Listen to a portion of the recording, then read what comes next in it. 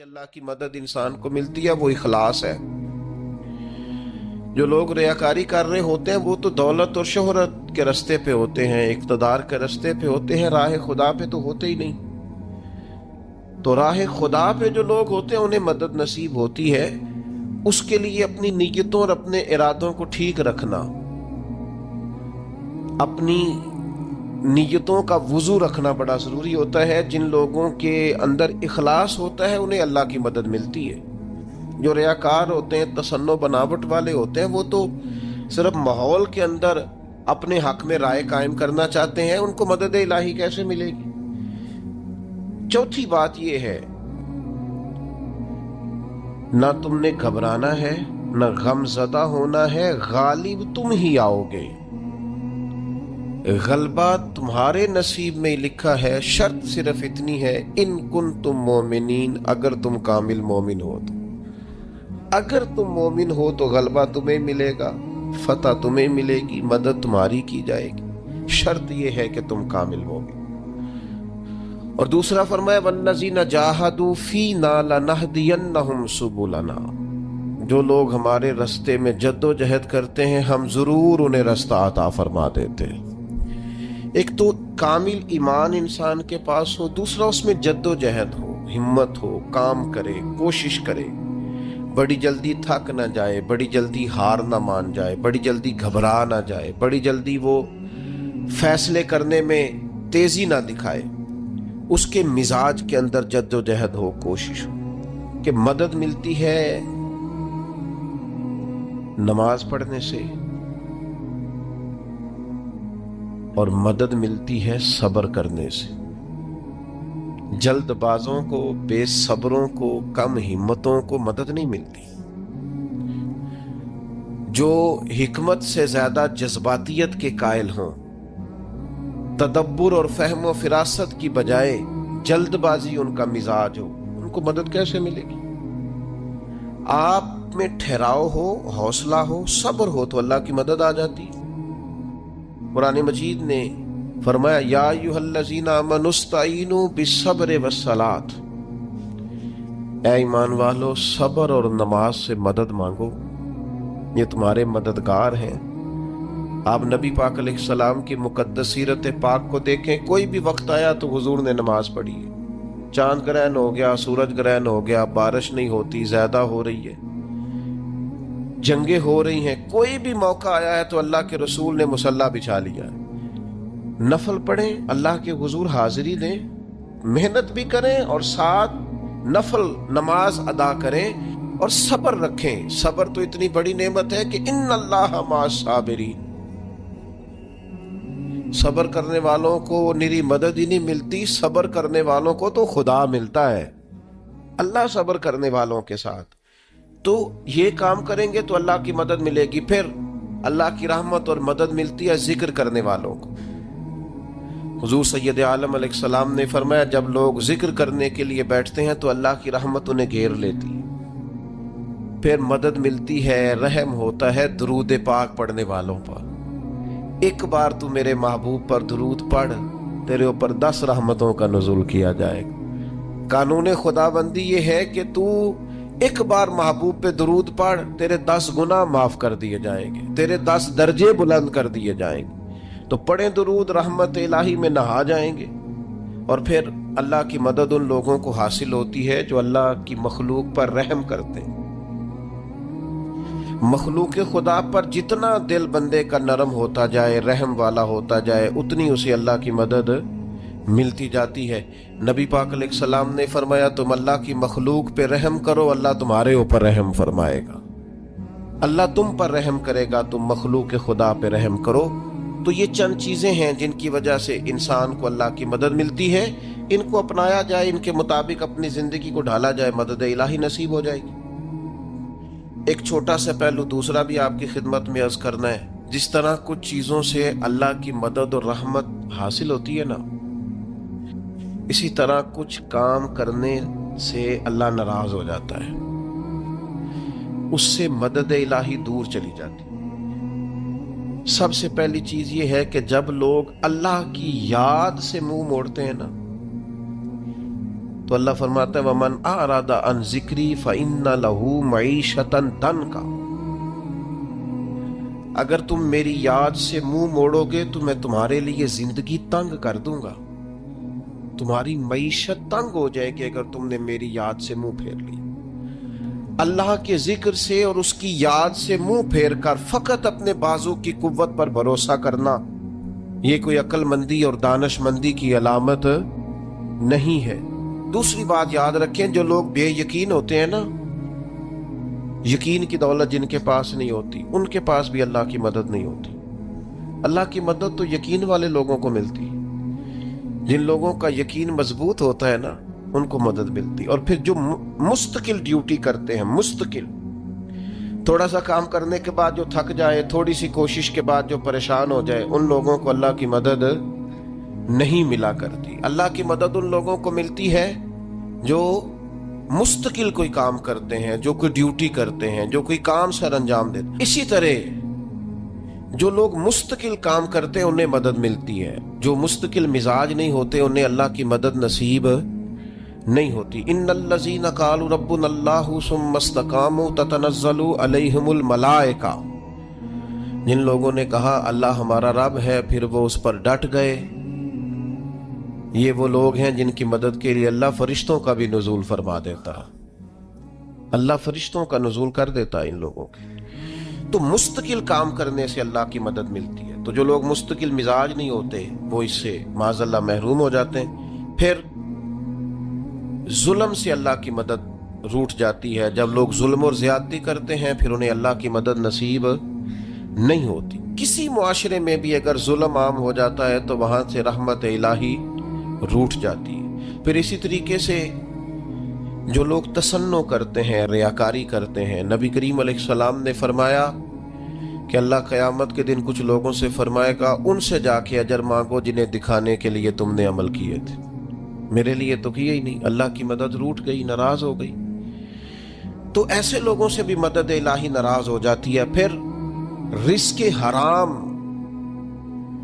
کے جو لوگ عادی ہو جاتے ہیں حرام کے، میرا رب قرآن مجید میں فرماتا ہے قل یا عبادی الذین اسرفوا علی انفسہم، اے محبوب فرما دو اے میرے بندو جنہوں نے اپنی جانوں پر ظلم کر لیے ہیں، جنہوں نے گناہ کیے ہیں، رب کی نافرمانی کی ہے، اپنی جان کو دوزخ کا معاذ اللہ سزاوار کر لیا ہے، جنہوں نے اپنی جانوں پہ ظلم کیے ہیں، میرے ان بندوں سے فرما دے کیا لا تقنطوا من رحمت اللہ، ان سے فرما دے کہ یہ اپنے اللہ کی رحمت سے نا امید نہ ہو۔ یہ تھی معافی۔ اور وہ جو میں نے کہا نا ذرا گردن جھکائے اور پھر پیشانی بھی چوم لے، بلا مثال و بلا تشبیہ آگے فرما ان اللہ یغفر الذنوب جمیعا، یہ اس ہونے والی اس موجودہ غلطی کی ہی بات نہیں، بے شک اللہ سب گناہوں کو معاف فرما دے گا۔ تو مالک یہ ایک دفعہ ہی ہوگا، یہ آج ہی رحمت آئی ہے، یہ کسی ایک مخصوص وقت، ایک مخصوص موقع یا کسی مخصوص تاریخ کے لیے ایسا ہے؟ فرمایا نہیں، انہو هو الغفور الرحیم، اللہ ہے ہی بڑا بخشنے والا اور رحمت فرمانے والا۔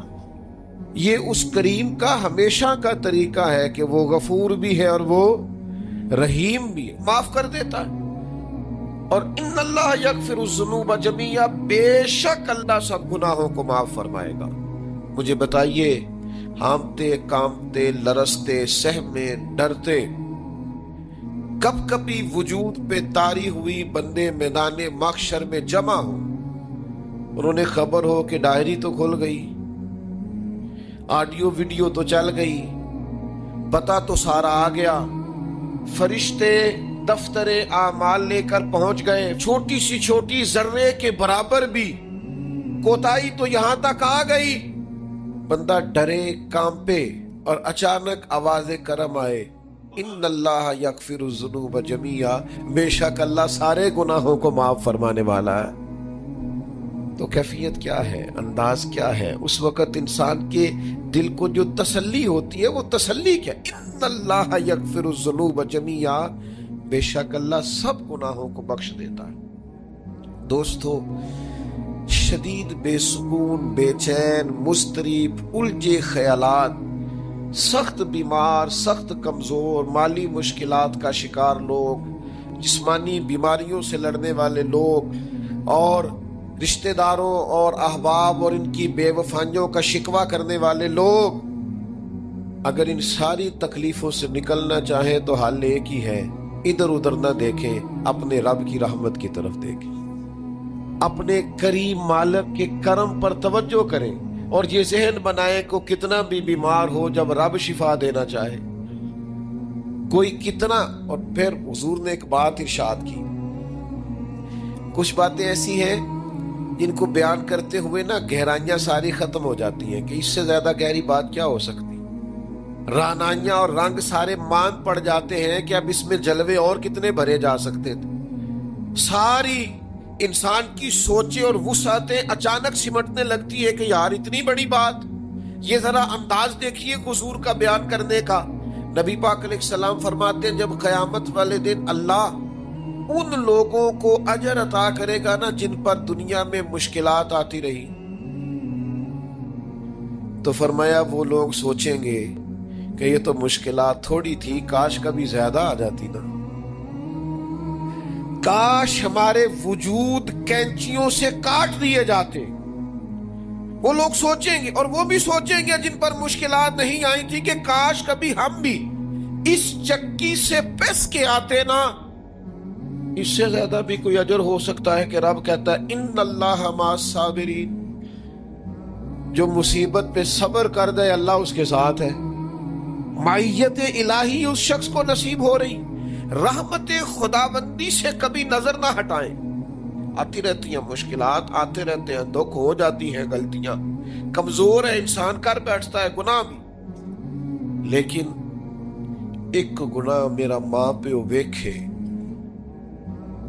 ایک گناہ میرا ماں پیو ویکھے تے دیوے دیس نکالا، تے لکھ گناہ میرا مولا ویکھے تے پردے پاون والا، ڈھال دیتا ہے رحمت کا پردہ، کرم ہو جاتا ہے۔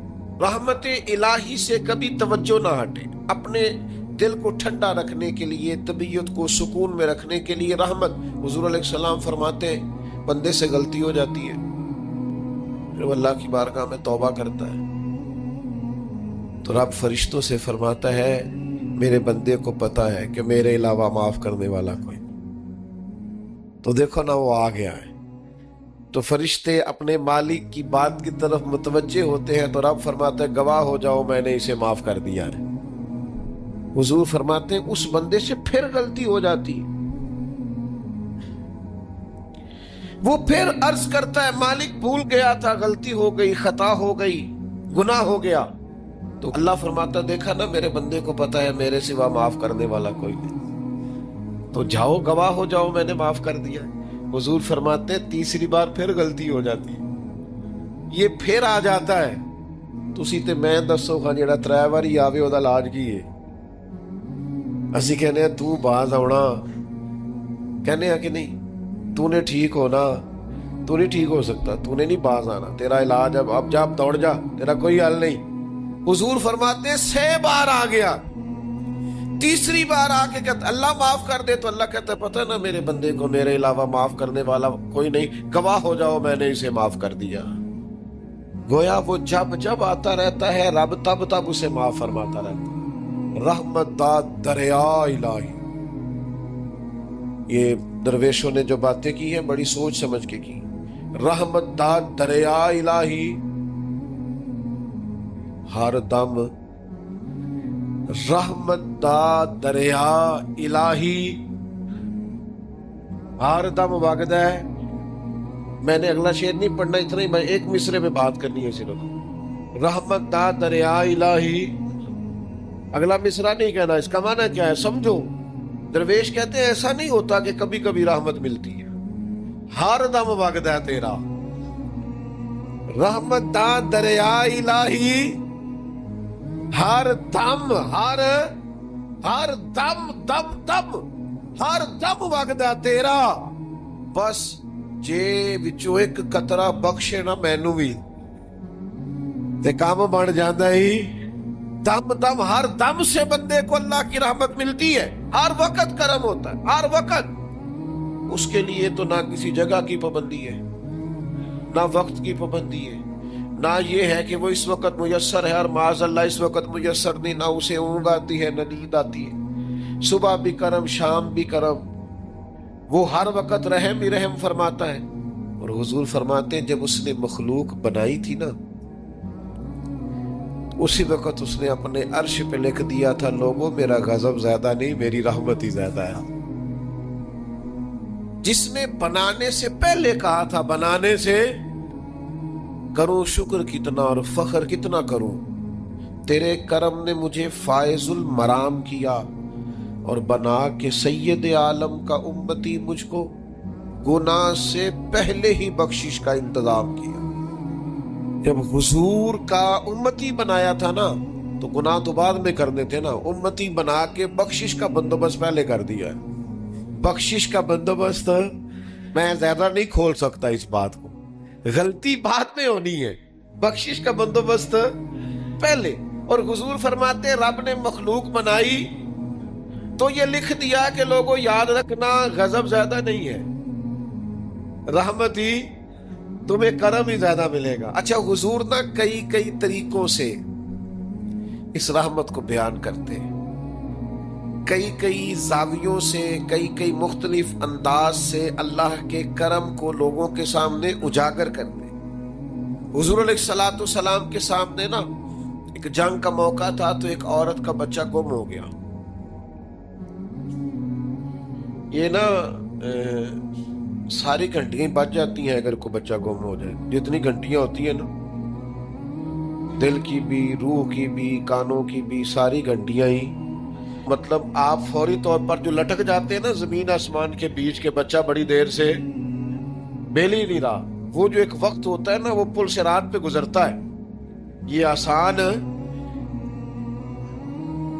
ڈاکٹر کہہ دینا رپورٹ کرا لو مجھے فلانے سخت موذی مرض کا ڈر ہے، تو وہ رپورٹ کرانے کے بعد جو اس کے نتیجے کا انتظار ہوتا ہے نا، وہ جو کرب ہوتا ہے وہ خطرناک ہوتا ہے۔ اب بات کو سمجھیں، انسان کو محسوس ہو کہ میرے جگر کا پارا، میرا ٹکڑا، میرا بیٹا مل نہیں رہا، تو کیفیات کا رنگ اور ہو جاتا ہے۔ یہ ایک وارفتگی ہے نا، بچے کے ساتھ پیار ہے۔ ایک جنگ کا موقع تھا، نبی کریم صلی اللہ تعالی علیہ وسلم تشریف فرما ہے، ایک عورت کا بچہ گم ہو گیا۔ وہ بڑی بے چین ہے، بڑی نڈھال ہے، بڑے کرب میں ہے، تڑپتی ہے، کبھی ادھر بھاگتی، کبھی ادھر بھاگتی، کبھی اس سے پوچھتی، کبھی اس سے سوال کرتی، تلاش رہی ہے اپنے بچے کو۔ تو یہ سارا منظر، یہ ساری تصویر لوگوں کی آنکھوں کے سامنے، تو اس کرب کو ہر شخص محسوس کر رہا تھا، اس کی کیفیت کو ہر آدمی اپنی آنکھوں سے دیکھ رہا تھا۔ اللہ کے حبیب علیہ الصلوۃ والسلام نے اس وقت جب لوہا پورا گرم ہو گیا، ذہن پورے تیار ہو گئے، تو محبوب نے ایک مسئلہ سمجھایا۔ حضور فرمانے لگے بتاؤ نا، اگر اس خاتون کو اس کا بچہ مل جائے جو اتنی تڑپ رہی ہے، تو کیا اس بچے کو آگ میں ڈال دے گی؟ تو وہ کیفیت سارے دیکھ رہے تھے، مشکات میں حدیث موجود ہے۔ عرض کی یا رسول اللہ، سوال ہی نہیں پیدا ہوتا۔